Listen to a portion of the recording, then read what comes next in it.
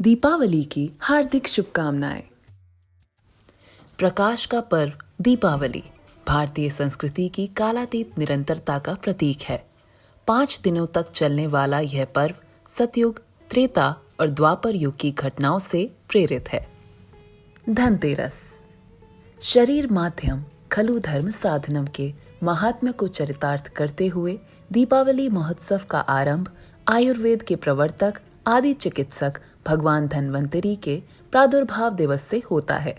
मान्यता है कि सतयुग में समुद्र मंथन के फलस्वरूप भगवान धन्वंतरी चिकित्सा शास्त्र और अमृत कलश के साथ इसी दिन अवतरित हुए थे।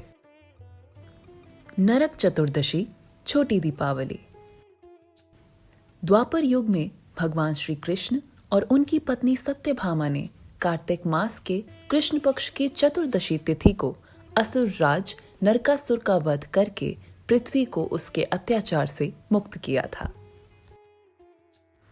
दीपावली सतयुग में माता लक्ष्मी का अवतरण समुद्र मंथन के फलस्वरूप हुआ था।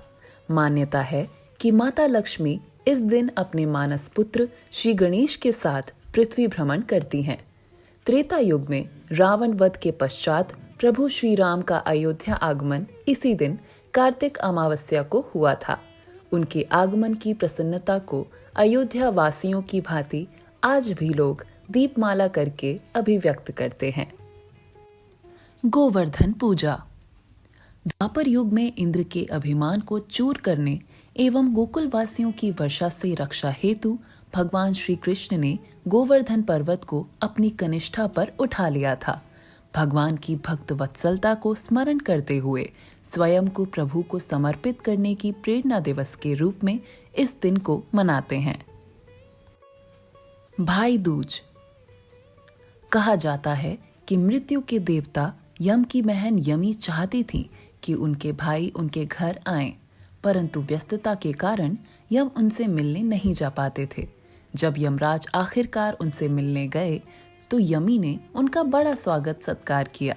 उन्होंने भाई के आने की खुशी में मिठाई बांटी और भाई का टीका किया।